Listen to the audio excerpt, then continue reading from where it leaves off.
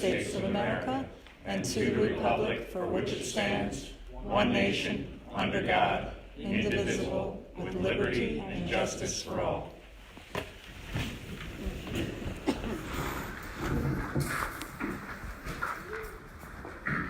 First item on the agenda tonight is a presentation by NYTRANSCO on the latest update on power.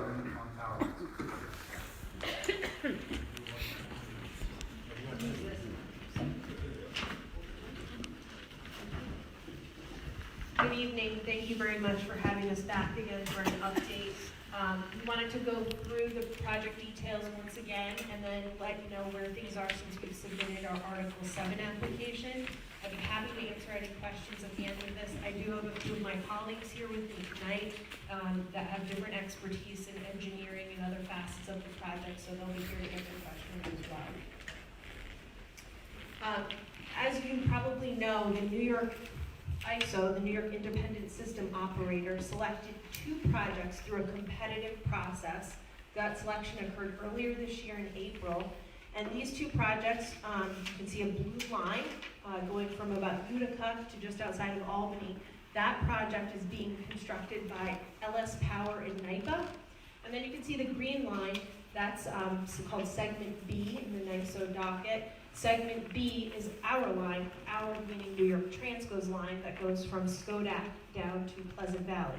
Both of these projects are transmission upgrade projects for the purposes of relieving congestion on the transmission system in order to allow for a flow of clean energy from upstate New York generation to downstate New York customers. So I just wanted to clarify that there are 2 projects and only one of them is New York Transco's. So what is the New York Energy Solution, which is what we're calling Segment B? The New York Energy Solution is a 55-mile transmission upgrade project that stays entirely within existing utility rights-of-way and on utility property, and updates and modernizes aging infrastructure, some of which has been out in the right-of-way for 80 years. We'll do so through a process that streamlines the right-of-way, cleans it up, and ultimately modernizes the right-of-way and relieves the congestion on the system, again, to allow for clean energy to flow from upstate to downstate. The general timeline for the project is that we were awarded on April 8th. We have immediately started to get out there and start talking to stakeholders, including all of the 11 community route towns and within the 3 counties that we're operating through, to start talking about the project, opening up the dialogue on it. That's something that will continue through the life of the project. We did kick off our permitting this October with the submission of the Article 7 application to the Public Service Commission. We'll continue permitting and hope to have all approvals in hand by mid-2021 in order to start construction and put the project in service at the end of 2023. So this upgrade will start kind of going from north to south. What you'll start seeing with the upgrade is the removal and elimination of structures. In fact, we'll permanently remove about 230 transmission structures from the right-of-way. So this gets into the streamlining and cleaning up of the right-of-way that I was referring to. But starting north to south, for a 22-mile stretch from Skodak down to Cloberick, we'll begin up in Skodak by building a new switching station on utility-owned property, and then starting at that switching station, we'll begin the transmission upgrade, again, staying entirely within existing utility rights-of-way. We will remove the existing lattice-style structure, which you see on the left-hand picture, and we will replace it with a new monopole structure, which you see on the right-hand side. The existing structures in this section of the corridor currently hold 2 115 kilovolt lines.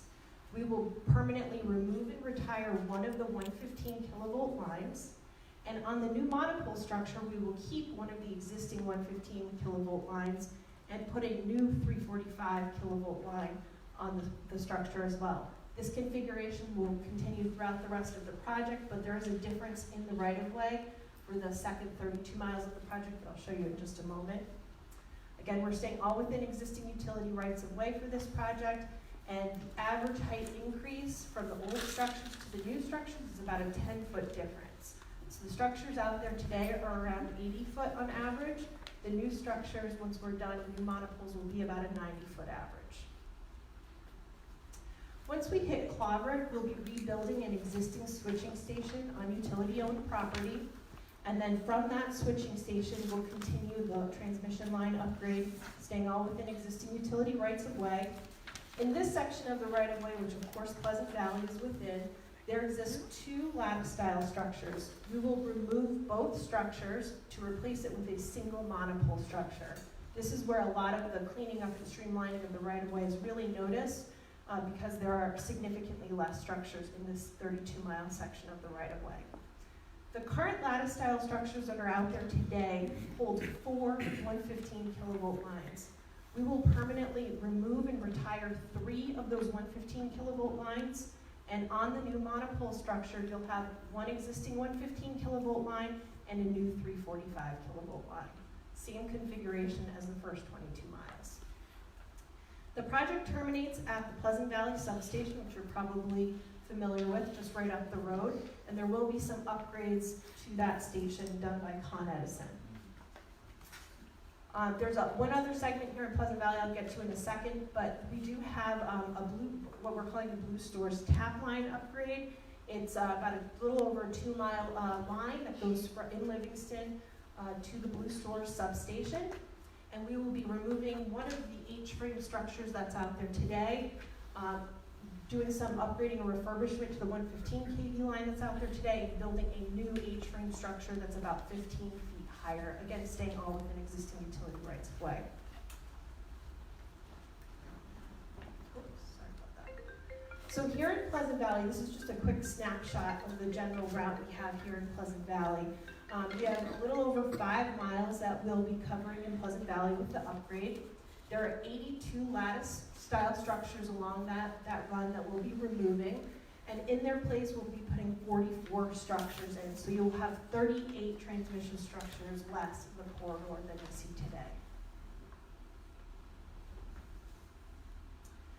This is the termination point for the project here at the Pleasant Valley substation, just right up the road a piece.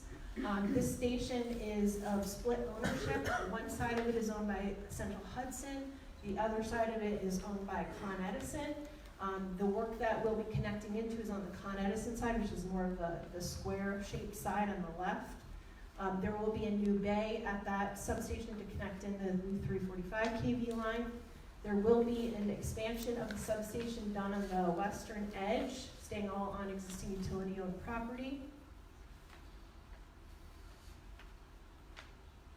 We also have to put in capacitor banks.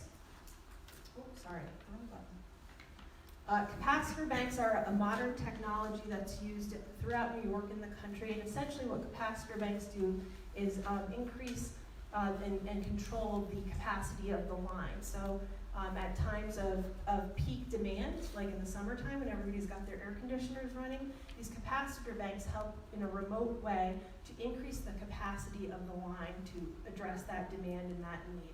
So here's a couple of examples of capacitor banks that have been put in other parts of New York, and we will have capacitor banks as part of this project. And one set of capacitor banks will be up in Skodak in the new switching station we're building. Another set will be down here in Pleasant Valley. As you can see on the screen, there's a small orange block that's about 0.8 of a mile northwest from the Pleasant Valley substation off of Van Wagner Road. Right at that block, we will be constructing a capacitor bank station. It'll take up about 1.5 acre footprint, and at that station we'll have 2 bays of capacitor banks. Again, this stays all on utility-owned property. We'll have some natural screening maintained there. There's some natural buffers that we'll be able to maintain with trees that are existing today. And from that station, we'll need to build a connection line. I know this slide's pretty busy, but I'll walk through all of the details of it. The connection line will be able to connect the capacitor banks down into the Pleasant Valley substation. And in order to stay within the existing rights of way that we have there on utility property, we have to reconfigure two existing 345 kilovolt lines that are in there that are owned by National Grid. So there are 3 locations where that reconfiguration will occur. They're noted at 1, 2, and 3, locations 1, 2, and 3. At location 1, which is just across Van Wagner Road, there exists today 2 lattice-style structures. they each hold 345 kV lines. We will be removing those lattice-style structures, both of them, and in their place putting in a single monopole structure to hold both of the 345 kV lines. We'll then cross Van Wagner Road, and at location number 2, there also exists 2 existing lattice-style structures with the two 345 kV lines. We'll take both of those out and put them on a single monopole, similar as in location 1, and we'll do the same thing at location 3. Then at location 2, we will begin constructing the connector line that goes into from the Van Wagner capacitor bank down into the Pleasant Valley substation. This location number 2 will have 2 angled structure monopoles that'll hold 345 kV line. At location number 3, we will have a monopole structure to hold the 345 kV line. Then at the 2 locations that are labeled 4, we will put a new monopole next to an existing lattice-style structure, and that will hold the new 345 kV line and connect into the Pleasant Valley substation. The one thing to note here, not only are there configuration changes, there are some height changes as well. So the structure height at location number 1, the 2 lattice structures are 95 and 90 feet respectively. They will increase in height, that single monopole will increase in height to 150. So you go from 2 structures to 1, but it's at 150-foot height. At location number 2, we have a similar situation where we're taking out 2 lattice, going to a single monopole for those existing 345 kV lines. And those existing lattice are 90 and 85 feet respectively. We'll go up for that single monopole to 150 feet. The 2 new structures that would be next to it would be 120 and 140 feet. So we get to location number 3. Those will be the tallest structures. There'll be 2 structures there at 170 and 175 feet respectively.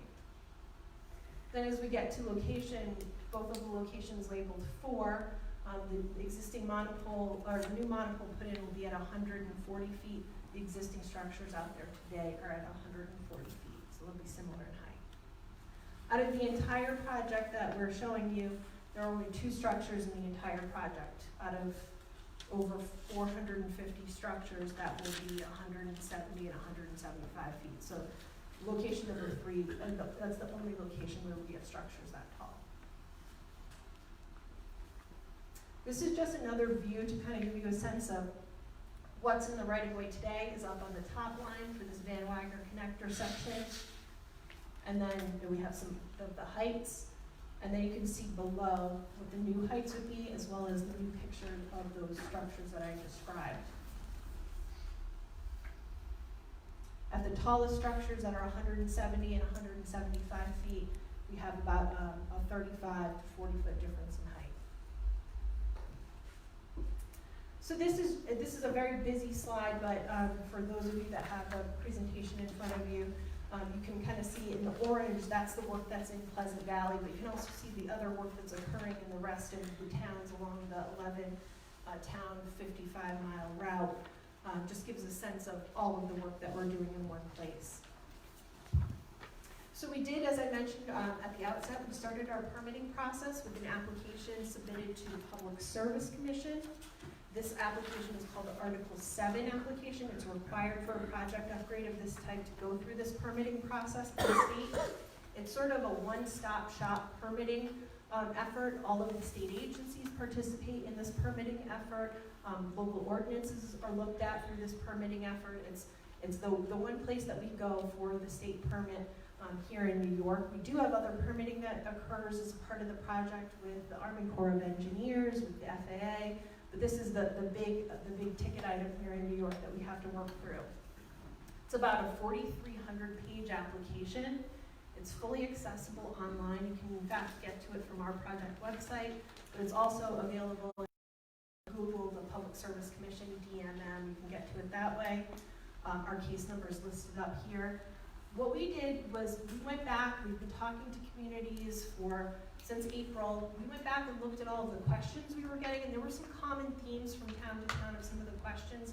And we went back into the 4,300-page application and just pulled out what some of the things were that people were asking. And we put this into a 4-page fact sheet, which we have copies of here today. And so this is just highlighted what's in the fact sheet. A lot of the questions we get are on environmental impact. There are a host of studies we've done looking at various environmental aspects of the project that are required by the Article 7 process. We've also done survey work, which we're continuing to do, to gather more data and information to support the project. That's stuff you can access online. But some of the things that we wanted to highlight is that there are no permanent effects as a result of this project on the environment. If there are effects, they are low impact, temporary effects, and we look to mitigate using environmental mitigation measures that we put into our environmental management and construction plans, which is a process that is done through the Article 7 process. Something we're often asked is about the operational noise of the projects. Once we're done construction and it's operating, what will things sound like? We do a noise study on this, and we found that the areas that we've done the study, that the operational noise will be below the state guidelines. The state does have guidelines for operational noise. Another thing we get asked is about EMF, electric and magnetic fields. The one thing I would point out is there's been studies for a number of years on EMF, the World Health Organization, the National Institutes of Health, and there's been no cause and effect link found between power lines and adverse public health effects. So that's something, and I urge you to look at those sources if you're interested in more information. We do have an EMF fact sheet available up on our website, and we have copies of it here today.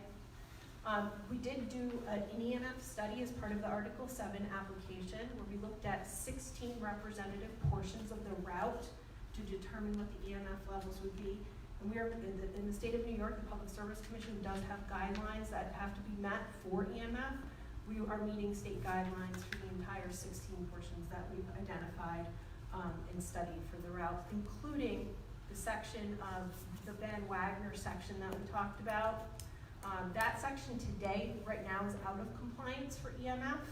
The project will bring it back into compliance. So it's a benefit, certainly, to have that brought back into compliance. We also get asked about effect on communications. Will there be interference with internet, cell phone service, telephone, cable? There's no adverse effects on communication.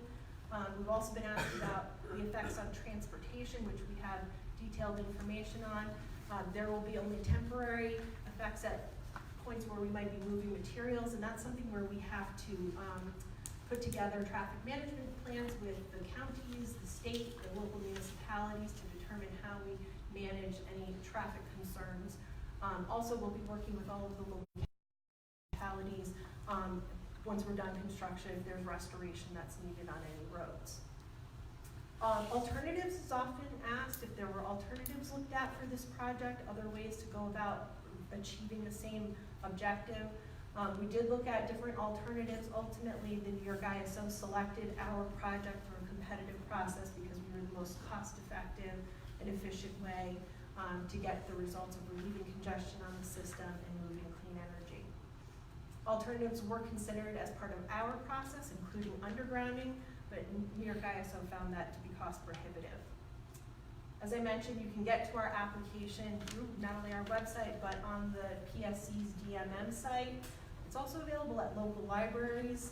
Municipalities should have received copies as well, and we're happy to help if folks have questions about the application or finding particular sections. We often get asked about the transmission line design itself. This just gives you a closer-in graphical look at the structure. Again, we said that the new structures would be about a 90-foot average in height in that main transmission upgrade. This is the general configuration of what they look like. The arm at the top is around 38 feet, and the lower arm that's bigger is about 51 feet. We also have, as part of the application, maps, detailed maps that you can check out, which show the proposed route. It shows where the new structures are proposed to be placed. It also shows vegetation maintenance that we're planning as part of the project. That will be available on our website. We're working through to get that technology up there so folks can go town by town to look at that based on where they live. But if you go into the application now, that's in Exhibit 2. So I mentioned that our construction would begin once we received all approvals, which we're anticipating in mid-2021, and we put the project in service at the end of 2023. There's sort of 4 basic components simplified down for the construction process. The first is site preparation, where we go in and do any vegetation work, and then we prepare any sort of matting or environmental mitigation that we need to do in any areas along the right-of-way, other environmental controls. Then we start building the transmission line. Folks often ask, well, aren't you gonna have like big semi-trucks running down with these huge structures? No, the 90-foot average structures come in pieces, and that's assembled on site.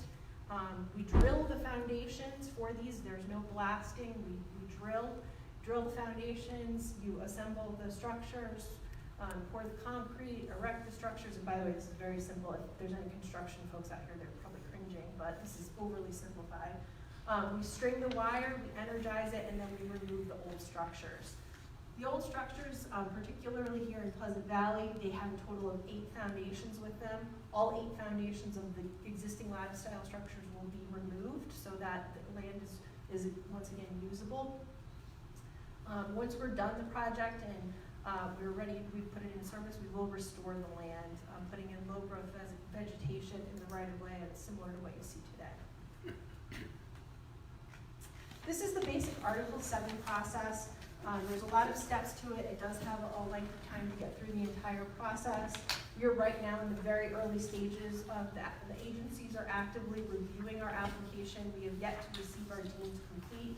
Once we receive our deems complete, we would hope that a public statement hearing would be executed by the Public Service Commission sometime in late spring, maybe early summer. And that's something that the public, municipalities, any stakeholder can be involved in that process. Right now, for the public to be engaged, and I urge you to look at this, check out our website and the information we have up there, also accessing the application itself and all the pieces to it. Go to your local library, you review the application. There are other ways you can become active in the Article 7 process. You can subscribe to the service list to continue to get direct information from the process as it proceeds, or you can actually request and file to become a party to the application. So the next steps for us, we're going to continue doing outreach and meetings like this, setting up individual meetings with homeowners. We have knocked on doors for all of the abutting property owners to the project, but we'll continue to hold community meetings, forums to get the word out there. We do have a hotline and an email address, so if you want to reach out to us, please do so. We're happy to come and meet with you. We will continue doing survey work. Right now we're in the process, we just kicked off our geotechnical survey work. That'll continue into the early spring. We'll continue our other permitting work with the other agencies, both federal and state, and we'll look for that Public Service Commission Article 7 public statement hearing sometime next year. So with that, I'm happy to answer any questions and may call upon the team to answer them as well. So thank you very much for having me. I have a question. Excuse me? They need the microphone. Name, Need the microphone. and the microphone. Got a Oh, call. Name, address, and my name is Sandra Dunn and I live on Netherwood Road. I was wondering why the towers have to be so wide. That over to our engineer. My name is Sam Johnson. I'm the engineering firm that's designing the project. So that the towers have to have a certain electrical clearance for safety reasons. That's so the existing structures are 80 to 90 feet in the right of way today, and there will be approximately 10 feet taller when we're finished, so 90 to 100 feet. And that's purely for electrical safety and clearance from the ground. Then if that being the case, is there more EMFs going through there then that would make you have to raise it? So there are different EMF profiles with the new configuration. However, because both lines are on the same structure, there's actually a cancellation effect, and in reality, the EMF will go down almost exclusively across the project. It's called mutual cancellation. It's an electrical engineering term. But that happens, even though that happens, you still have to raise them higher. Correct, yeah. So the 115 clearances are existing today at 80 feet. Because we're putting in a 345 line, it's a slightly higher clearance that has to happen. That's the reason that the structure has to go up. Okay, thank you.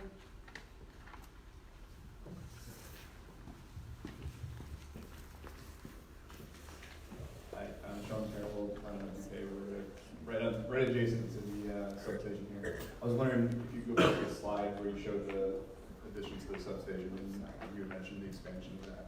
I was wondering if you could just elaborate on where that might be taking place. Two more.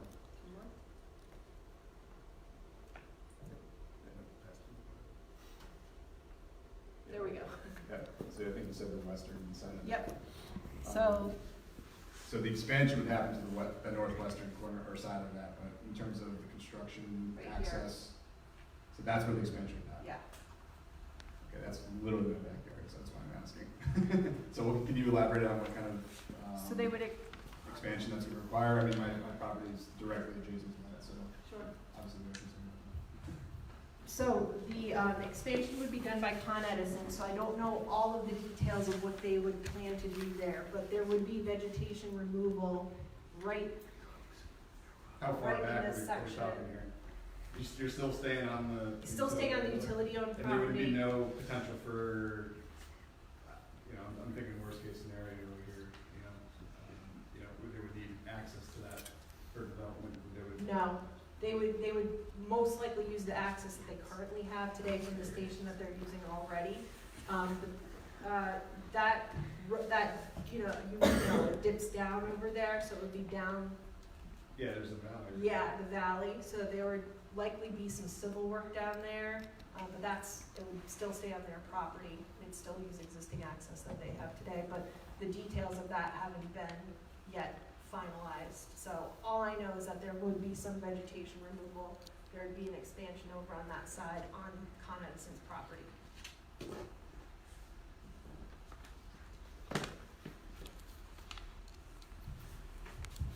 Hi, Carol Campbell, 122 Marshall. My question is actually more for the town board, if you don't mind at this time. I know that the agencies are reviewing the application, and the agencies have an opportunity to be a party to the application.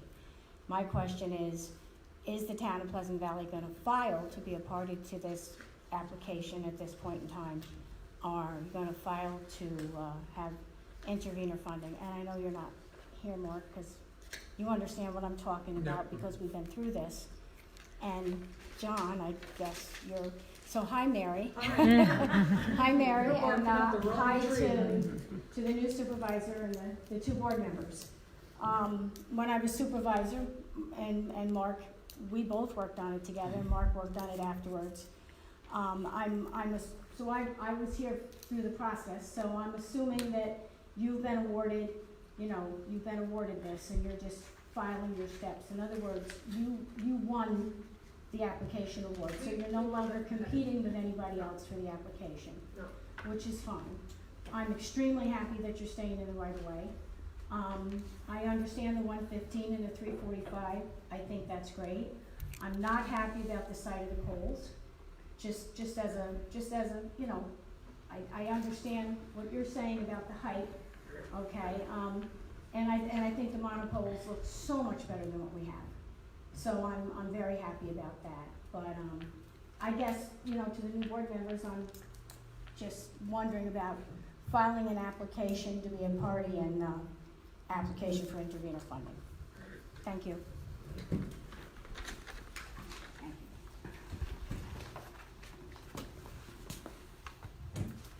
Good evening. My name is Tom Benaway. I live in the town of Wappingers. I've been an IBEW Local 1249 member for the last 30 years. New York State needs to modernize electric transmission infrastructure to move our economy and our quality of life forward. I support this project as an IBEW member, a local resident, and electric customer. This is a good project that will yield positive results without negative impacts. This project meets clearly identified, long-standing needs in a way that's good for our towns, environments, and it should be supported by our local communities. Thank you.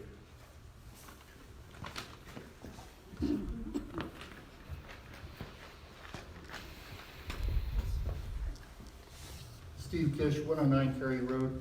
On the operational noise level, is it going to be equal to or greater than the existing noise level today?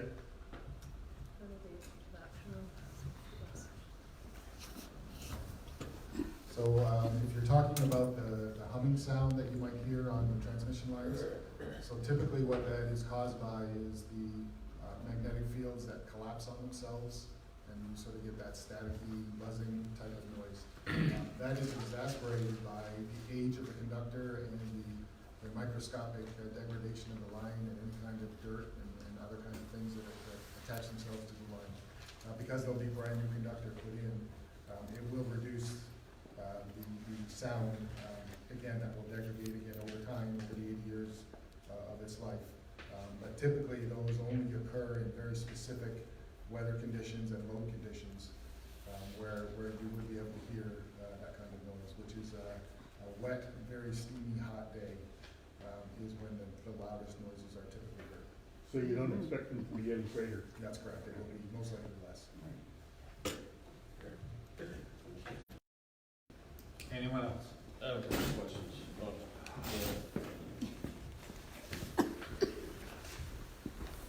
Yeah, hi, I'm John Dunn, Netherwood Road, Hyde Park.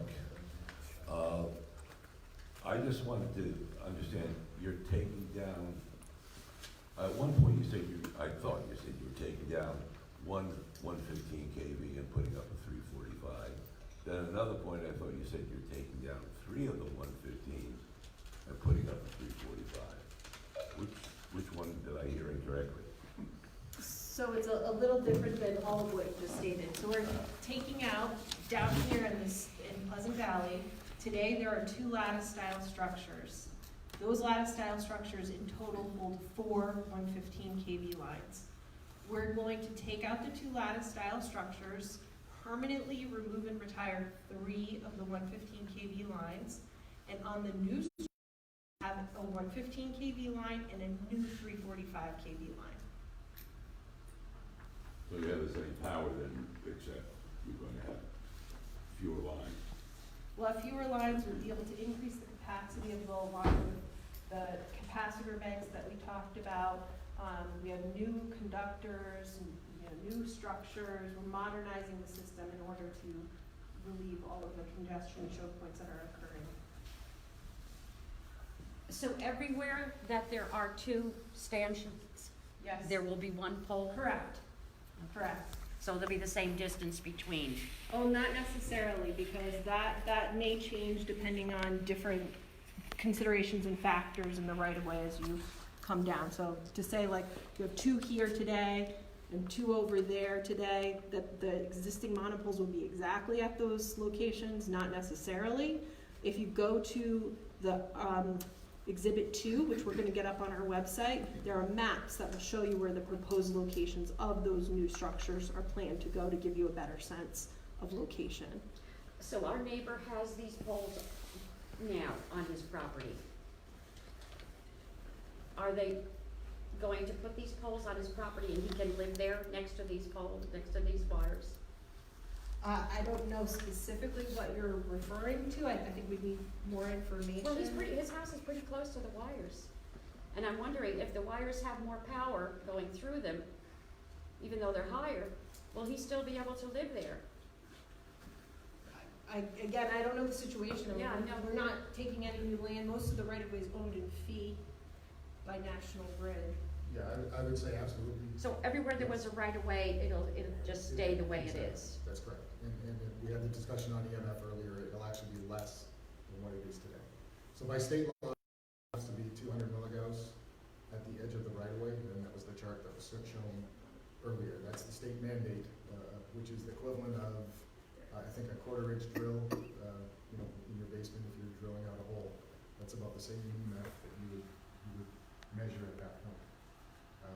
And then it's exponentially less as you go closer and closer, farther and farther away from the edge of right of way.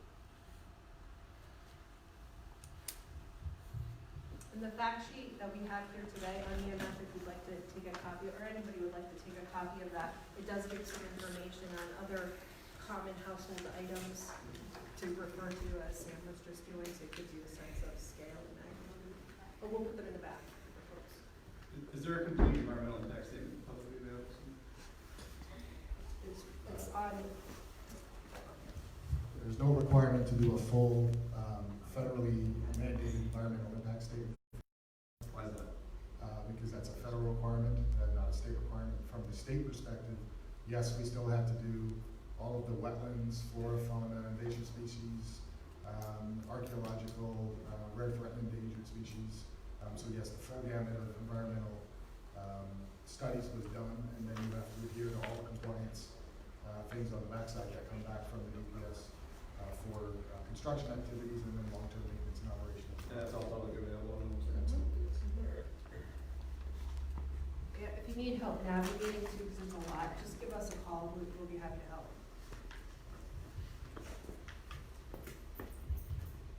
Keith OHanlon, 466 Pine Hill Road, Town Councilman-elect. As an old tree man, a fellow who used to have to provide clearance for the lines for Con Ed way back when. In fact, Tom Benaway and I worked on a crew together about 30 years ago. I don't remember me, but I remember you, Tom. I was a Yeah, kid. yeah, we had some fun. But my basic question is, and it's probably one for the engineer, the old lattices versus the new towers, the height of the lowest conductor to the ground, old versus new, what are we talking? Let's switch the slide to Yep. show the overlap. Actually, go back to the cross sections. All right, so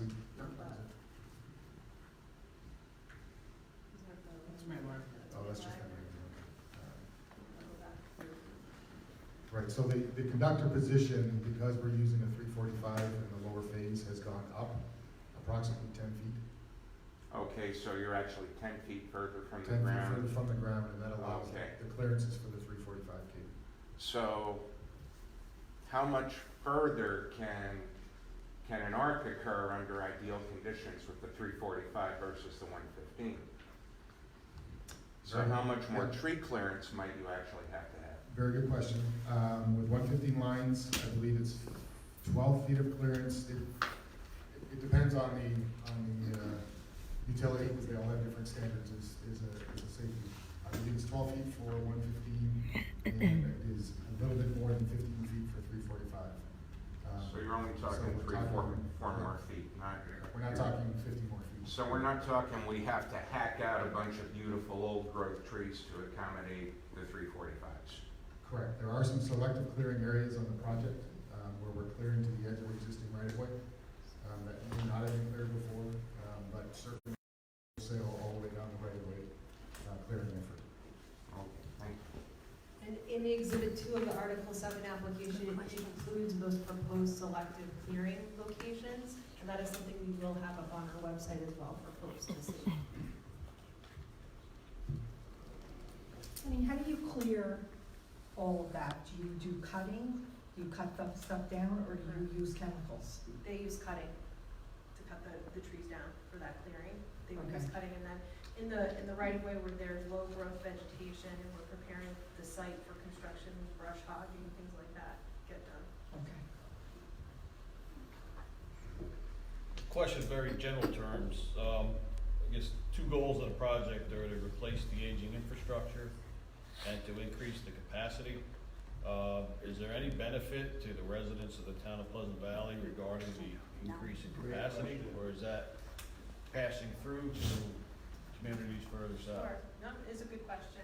So there are obviously benefits that the communities would get. This is an AC line, alternating current line, so it's not a DC line. A DC line is point to point, like an extension cord. I know we've all heard that in papers and everything else. This is not that. There are existing tap lines off of this line today that serve local substations that ultimately get the power out to local residents. We actually are upgrading one as part of this project, which is the Blue Stores tap in Livingston. So there are local benefits for local customers. So for the town of Pleasant Valley is this question. Your local customers, electric customers here in Pleasant Valley, so same thing. Was there a need for increased capacity within the town? No, Will this is not just singular to any town. Will it This affect is not- rates or anything as far as? There is a increased rate capacity? impact, so all transmission upgrades like this, paid for by all of the ratepayers in the state of New York, according to the Federal Energy Regulatory Commission's formulas, and that's broken down by zones. And so the zones that the route communities are in, the 11 route communities, we did a calculation based on those formulas and the capital costs of the project, and ratepayers would expect to see in this route community area $1 to $2.70 added to their annual bill. Okay, so for the increased capacity that we don't need, it will result in a increase in fees to the residents of Pleasant Valley. I can't comment on how you don't need it. I would say that this is an upgrade that the state of New York has identified as a need. The transmission system in New York has not undergone upgrades like this in 30 years. So this is of something that's a benefit to everybody that's an electric customer, whether it's here or elsewhere. My next question is, you mentioned underground was discussed as part of the project. It was determined that it was cost prohibitive. Is cost the sole reason that there's no portion of this project that's going underground? Sam, do you want to answer all of the details on alternatives that for underground? Sure. So I would say from underground, the answer is absolutely yes. It's anywhere from 5 to 7 to 10 times more expensive to put underground cable either in the right of way or in roads, depending where you are in the state. So it's doable, it's just too expensive. Correct. And my third is just more of a comment, not a question. You mentioned that you've been in contact and communication with residents along the line, like the gentleman here, that they're going to be working in the adjacent properties, in their backyards, things like that.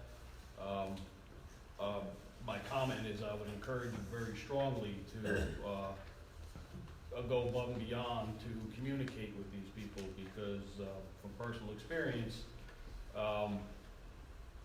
communication is key to not surprise these residents with what's going to be going on in their backyard, in their neighborhood. I would encourage you to make every effort and due diligence to be very clear about what's going to be happening in and around their homes. That's it. Thank you. I agree with that. Have you already spoken to most of the people in Pleasant Valley? So we did door knocking back in August into September as well. I don't know, Pleasant Valley was in September, I believe. So we door knocked. There are about over 530 abutting properties to the right of way. If we didn't connect with people one-on-one right now, we left information on their doors, door hangers. We've sent mailers out. Those copies of those mailers are available on our website as well for folks to see. We've been sending out information to county executives, town supervisors, state legislators, trying to keep everybody in the loop of how the project is progressing. Have you gotten any of that information? I personally haven't, no. If we could talk to find out your address to cross-reference it. I'd love to. Yeah, because I agree. I mean, I've talked to my neighbors about this before too, and that's what really why I'm here tonight. Because I personally door knocked on Dupay Road. I'm not saying you didn't get anything, but I did. We talked to some people on your street. Sure, so but I would just echo safe. Councilman's sentiments of letting. He lives Yeah. by the substation. Mark just said that that's not It's the part little of your. road off of Yeah, 44. it's that horseshoe road. We went up there. Yep. Oh. Yep. But nonetheless, we want to make sure you're getting the information. So if there's another way to get it to you, if you prefer email, what have you. Yeah, I mean, I'll let us sign know. up for the email list or whatever. Everything the town has received today has been sent to be put up on the website as well.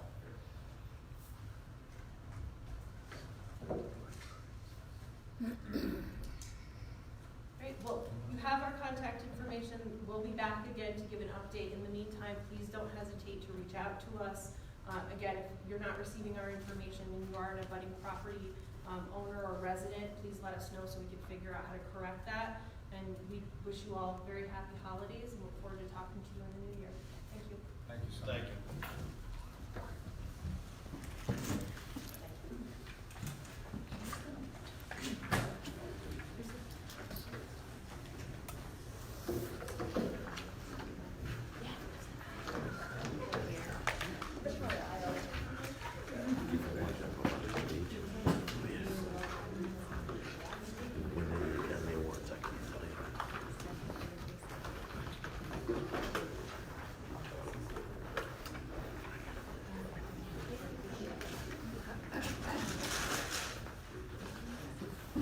Did you get their handouts? Did you get their handouts? Can you grab me a copy? They're gonna print some in the back. In the back? See, I will. Let's see what she, okay, because she's got them all. Perfect, thank you. Thank you.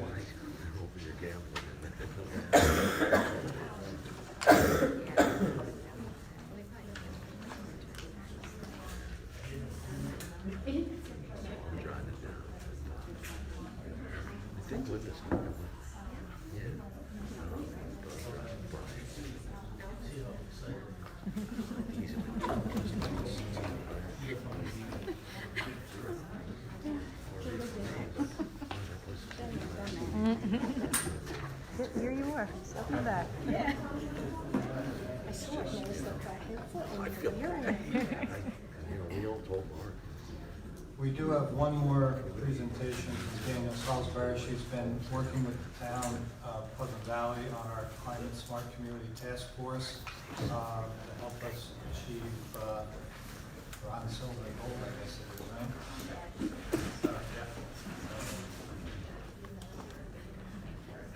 Thank you very much. Yes, again, my name is Danielle Salisbury. I work for Cornell Cooperative Extension, Dutchess County, right up the road in Millbrook at the Farm and Home Center. And I have been working with the town very closely on Climate Smart Communities certification. Excuse me. Thank you. So, before I get into what all that entails, the first thing I want to do is the reason we are able to work with the town free of cost and assist with this service is because we receive funding from the Department of Environmental Conservation through the Estuary Watershed Resiliency Project with support from the Water Resource Institute at Cornell University. So we get funding every year to help local communities with climate resiliency work. And that goes from anywhere with last year, we helped the town of Pleasant Valley complete something called the Climate Smart Resiliency Planning Tool. My colleague Camille was here to speak with you all about that. And it's just actions to help increase climate resiliency in a community. So Climate Smart Communities program, if you haven't heard of it, it's run through the Office of Climate Change. It's a state department, and it is a robust framework that provides local governments action items to follow to become more climate resilient with the future that's coming. So participation is free and voluntary. There are several different levels to participating in the certification process. The first level of which is to become a registered climate smart community, which the town of Pleasant Valley is. The next level is bronze, silver, and then gold. And so to reach each level, you have to complete a certain number of action items, which I've handed you all a list of every action item that is currently available. And so a town can get points by completing climate action items. One of which is, for example, the Climate Smart Resiliency Planning Tool that was completed last year with the town. That counts as 6 points towards Climate Smart Community certification. To get to the first level, which is bronze, you have to accumulate 120 points through completing these lists of actions, just to give you an idea. Out of 286 communities in New York State that are registered as Climate Smart Communities, only 34 are certified. And there are several benefits to becoming certified. The biggest one is, of course, you get better access to grants. So if you apply for state grants under the Climate Smart Communities grant application, you get the better level you have, the higher your ranking in that application process. For example, anybody can apply to these grants. If you are not even registered as a Climate Smart Community, you rank pretty low. If you're registered, which the town is, you kind of have a step up. If you're bronze level, you rank even higher, and so on and so forth. So there is benefit to completing these actions and becoming certified. And as luck would have it, I mean, Mark applied for a Climate Smart Communities grant to get the new town hall. So he was able to do that because you all were a registered Climate Smart community, they saw a need, and they gave you that grant. So it opens doors to a lot of funding, as well as you get state level recognition for completing these climate actions. So what we've been doing, I've been working with Mark and Mary and the CAC, and we've been sitting down and meeting, and I've been accumulating all of the actions that they could have potentially done to see, and I went back and I checked to see if they could get points for that. And what I have handed them is a list of highlighted actions that I believe that they would qualify for points. And at this point in time, it equates to about 65 points towards the 120 points that you would need towards bronze certification. And a way to get there rapidly would be you can actually earn 40 points right off the bat by designating a Climate Smart Communities Coordinator and officially designating a Climate Smart Communities Task Force. These all have to be passed through resolutions officially at a town hall meeting, but you can get 40 points right there, which bumps you up to 105 points, and then you can just do a couple small actions to get to that last 120. So I am still in the assessment phase. I have not completely finished my report yet. I just wanted to give a report out on where we're at for the end of the year and to look forward to what's coming. So just to give a quick few highlights of things that the town has accomplished that do count as points are, I'll say a few, there are quite a few. One is the interior lighting upgrades. Some of the recent buildings have some interior lighting upgrades that you can get points for. And we're hoping to get more with the new town hall when that gets upgraded with lighting as well. The town of Pleasant Valley has completed a vulnerability assessment when they participated in the Community Resilience Building Workshop this past year, but that involved the entire Lower Hudson watershed. Again, you get points for the Climate Smart Resiliency Planning tool that we completed with the town last year. You also have a natural resources inventory, which you can get points for. And you can also get points for partnership with other entities. So, for example, participation in the WIC, chairing the WIC, you get points for that as well. So, again, Pleasant has come a long way. They've been doing a lot of great work lately, and we really want to see that continuing going forward. I will be continuing working with Mary and the CAC and wrapping up this assessment in January, which you'll get a finalized draft of my list of recommendations of recommended actions to complete to be able to submit for bronze level certification. And then hopefully we will be able to assist you in the future if you do decide to submit for certification. And it's been a pleasure working with you, Mark, and Mary, and the CAC, and I look forward to working with you all in the following years. So, are there any questions about that? There's quite a bit of information. If you have any questions, you can reach out to Mary. Mary has my contact. Mark has my contact information as well, and we'll be in touch about following steps. Thanks, Danielle has been instrumental in assisting the town in working through this. It is, to say it's convoluted is an understatement regarding what points things come on and off the list. Points get reduced for certain items you might be involved with, but without your help, I'd say we wouldn't have gotten as far as we would, so thank you very much. Thank you very much. You've been a pleasure to work with. Thanks. Mark, I just asked. Sean, yes, Sean. I just wanted to also mention that Dutchess County recently became a Climate Smart bronze level certified community as well. So the county is definitely putting stock into this, and our county leadership is taking a role in that too. So as a citizen and in the environmental field, I encourage the town to keep working on it with the new administrations. Yeah, I sit on that committee. I also chair a subcommittee of that committee. I was asked today to stay on, and I believe I will. It has helped me with understanding this as well as working through the whole process. So, yeah, the county has done well. And Sean, thanks for your help in the past 4 years too. So you've been instrumental in helping me get through some of the things we need to do.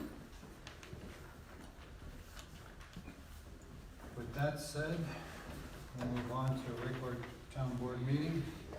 All reports and correspondence are available at the town clerk's office.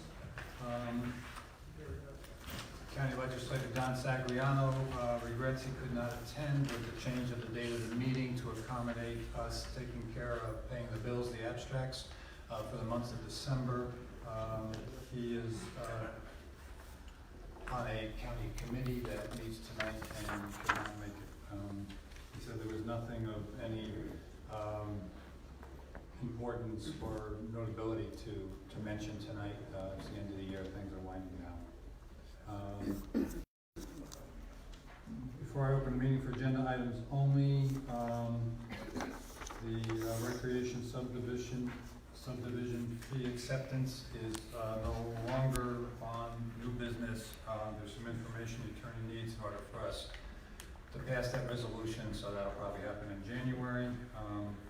So with that, I'll make a motion to open the meeting to public for agenda items only. Do I have a second? Second. All in favor? Aye. The meeting's now open for agenda items only. Hearing no discussion, I make a motion to close the meeting to the public for agenda items only. Second? Yeah, second. All in favor? Aye. Aye. Motion carries. Okay, first item on the agenda is budget amendments. There are two. First is amending the 2019 highway adopted budget. As the Town Board of Town of Pleasant Valley has expenditures of the 2019 adopted budget line items that will exceed the amount available on such budget lines, and whereas the highway superintendent finds it necessary to amend the 2019 adopted budget to meet these expenses, whereas the Town of Pleasant Valley has funds available on other lines and needs to transfer such funds to provide such expenditures, now therefore be resolved, Town Board of Town of Pleasant Valley hereby authorizes powers and directs the town supervisor to amend the 2019 budget as follows. Increase salt by $11,212 and equipment repairs by $621 for a total of $11,833. We will decrease equipment rental by $621, plow blades by $2,312, and sand by $8,900 for an equaling total of $11,833. Do I have a motion? So moved. And a second. Second. Any discussion on the motion? Hearing no discussion, all in favor? Aye. Opposed? Motion carries.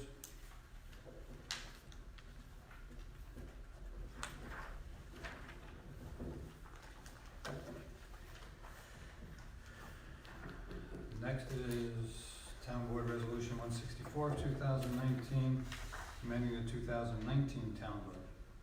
Whereas the Town Board of Town of Pleasant Valley has expenditures of 2019 adopted budget line items that will exceed the amount available in such budget lines for debt services, and whereas it is necessary to amend the 2019 adopted budget to meet these expenses, and whereas the Town of Pleasant Valley has funds available on other lines and needs to transfer such funds to provide for such expenditures. Now therefore be resolved, Town Board of Town of Pleasant Valley hereby authorizes and powers and directs the town supervisor to amend the 2019 adopted budget as follows. These are increases: training constables, $1,886. Supervisor salary line, that's for everybody in the under the supervisor, $5,700. Mileage, $450. Engineer, $12,000. Equipment, $10,000. Telephone, $3,000. Maintenance, $3,000. Postage, $2,050. Building inspector salary line, $3,000. Building inspector school, $55. Recreation administration, $105, and refuge equipment, $1,168 for a total of $39,714. Decreasing assessors OCIS charges by $15,000, assessors mileage by $2,500. Grant writer decreased by $5,000, judgments and claims decreased by $6,214. Recreation mowing $5,000, and unemployment insurance $6,000. With an equal total to be moved of $39,714. Do I have a motion? So moved. And a second? Second. Discussion, just, how's the supervisor's salary line gonna be allocated? That's allocated to the retirement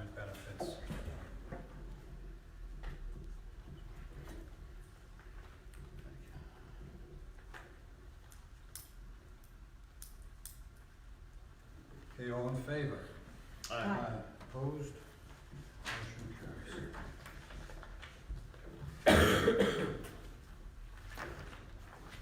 Next item on the agenda is the Highway Materials Bids Awards. This is Town Board Resolution 165 of 2019. Awarding the bid for 2020 highway materials and services. Whereas pursuant to Resolution 153 of 2019, Town Clerk was authorized to solicit bids for various supplies and services to be used by the Town of Pleasant Valley Highway Department in calendar year 2020. Whereas the response to the bids were due by December 2nd, 2019 at 12 p.m. And whereas due to inclement weather, the Town Hall was closed and the bids were not received and opened until December 3rd, 2019. Whereas the Town of Pleasant Valley Highway Superintendent has duly recommended the award of bids that were received and opened December 3rd, 2019 for the purchase of materials on a needed basis pursuant to the provisions of the highway law. Now therefore be resolved, the Highway Superintendent is hereby authorized to purchase materials and services as needed by the Highway Department within the limits of appropriations set forth in the 2020 adopted budget for the approved vendors as set forth in the Highway Superintendent's memorandum dated December 4th, 2019 annexed here too, and incorporated herein by reference and or from New York State bid and or New York State county bid. So moved. I'll make the motion. Do I have a second? Second. Any discussion? There no discussion on the amendment, on the resolution. All in favor? Aye. Aye. Aye. Opposed? Motion carries.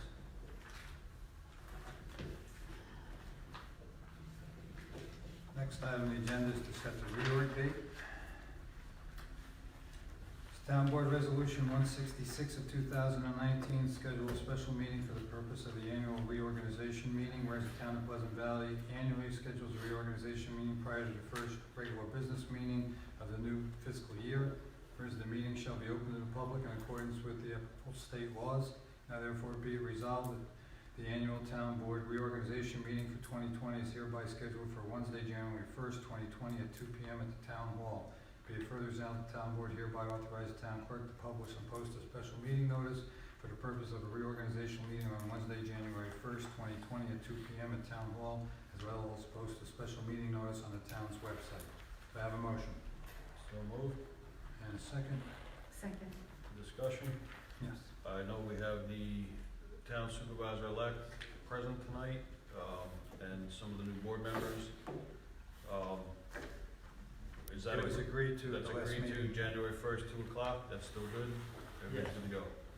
Okay, thank you. Spoke about that at the workshop. Yep. Any further discussion? Hearing no further discussion, all in favor? Aye. Opposed? Motion carries.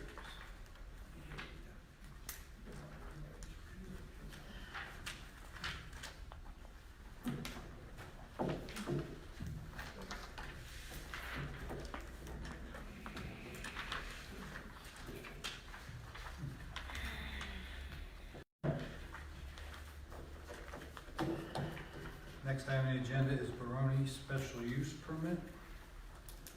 Town Board Resolution 167, 2019, authorizing the renewal of auto salvage yard license for 2020 for 1913 Route 44 Baroni Recycling, Inc. Whereas there is a licensed auto salvage yard located at 1913 Route 44. Whereas pursuant to Chapter 62 of the Town Code, there are no new auto salvage yards permitted in the town. And whereas the auto salvage yard is subject to a license which is renewed on an annual basis.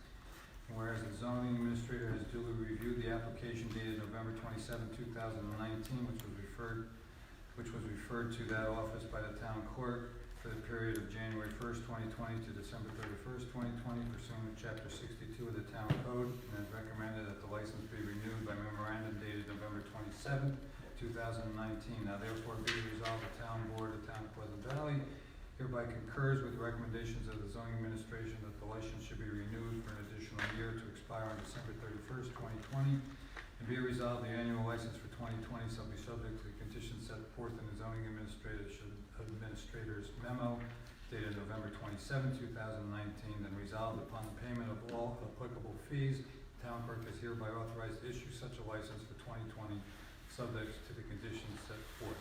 Do I have a motion? So moved. And a second. Second. Any discussion on the motion? Hearing no discussion, all in favor? Aye. Opposed?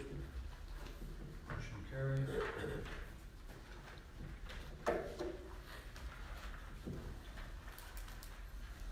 Next is to pay the bills. It's abstract 12 of 2019. Town Board Resolution 168 of 2019, authorized payment of abstract number 12 of 2019. Whereas the Town of Pleasant Valley Town Board has ordered the bills presented by the town clerk, and an abstract has been compiled. Now therefore be resolved, the Town Board hereby authorizes the Town Supervisor to pay all bills as follows. General Fund claims, $129,081.08. Highway Fund claims, $81,730.36. Consolidated Light, $3,696.68. And ambulance, $19,838. Do I have a motion? So moved. And a second. Second. Any discussion on the motion? Hearing no discussion? Yeah, big month. All in favor? Aye. Opposed? Bills are paid. Next is Act 12P, Planning Board. It's Town Board Resolution 169 of 2019, authorizing the payment of abstract 12P. Whereas the Town of Pleasant Valley Town Board has ordered that the bills presented for construction for consultant escrow fees as specified by Town Code 8215, 9891, etc. by the town clerk, and an abstract has been compiled. Now therefore be resolved, Town Board hereby authorizes Town Supervisor to pay all claims as follows. Abstract 12P, the planning and zoning escrow of $1,346.61. Do I have a motion? So moved. And a second. Second. Any discussion on the motion? No. Hearing no discussion, all in favor? Aye. Opposed? Motion carries.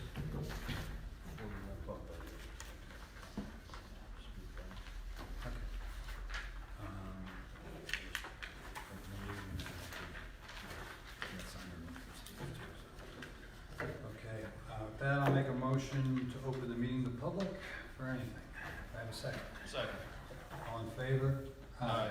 Meeting is now open to the public.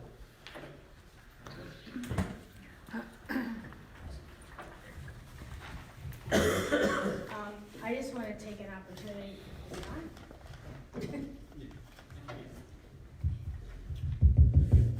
gotta get real close. Or you can use that one.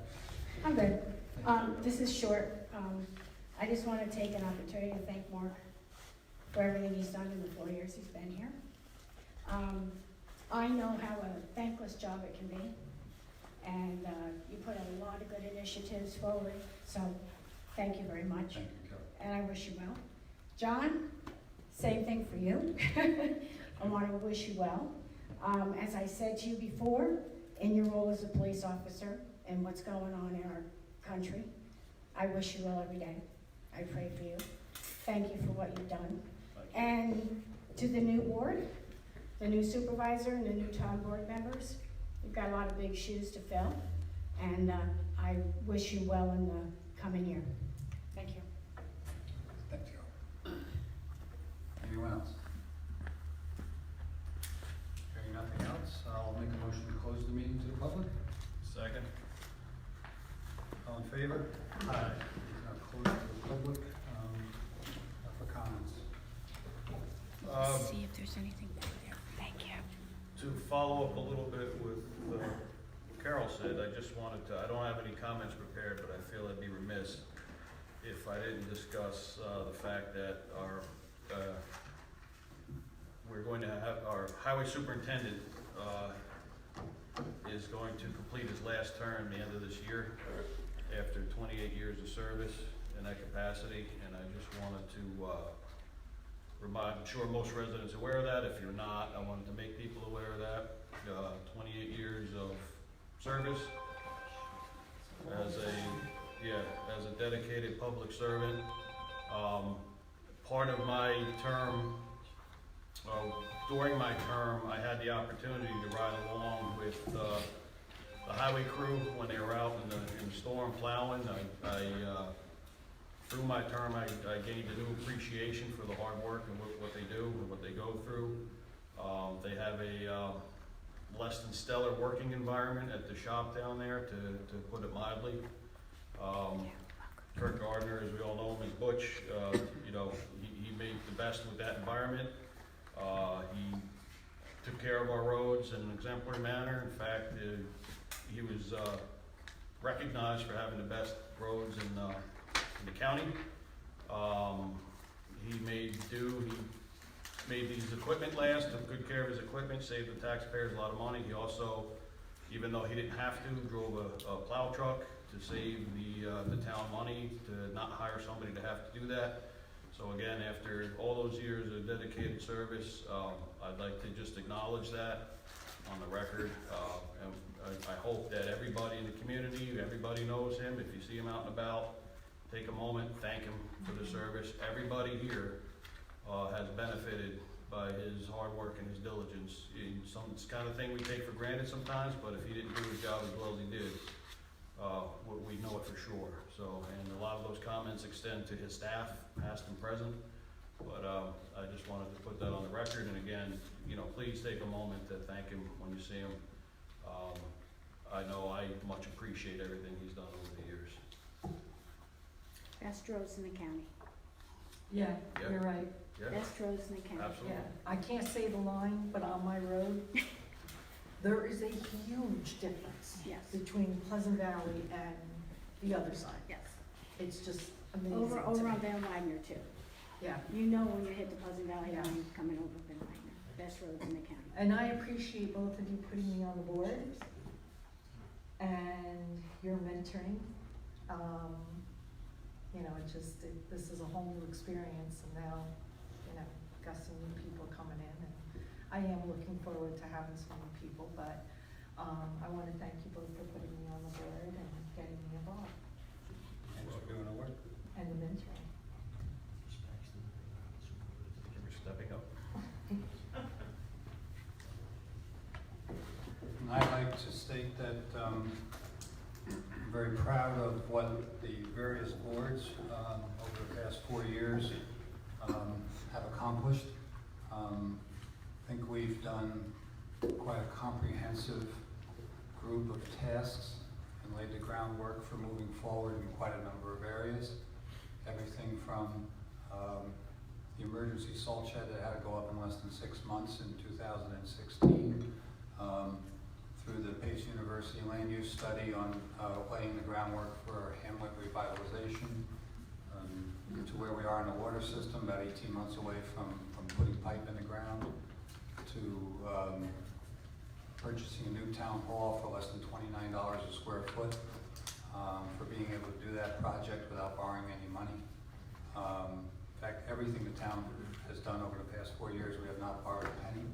I think that's one of the best achievements this board has been able to accomplish, between buying highway vehicles and making numerous improvements, Field 2 renovations, the grants we've been able to pull in. I think it's a marketed improvement for the town. I wish the incoming supervisor and newly elected, you know, all the best luck in the world, because you need some of that too. It's a lot of hard work. It's a lot of time. It's sacrifice with your family members and your significant others, but it is rewarding.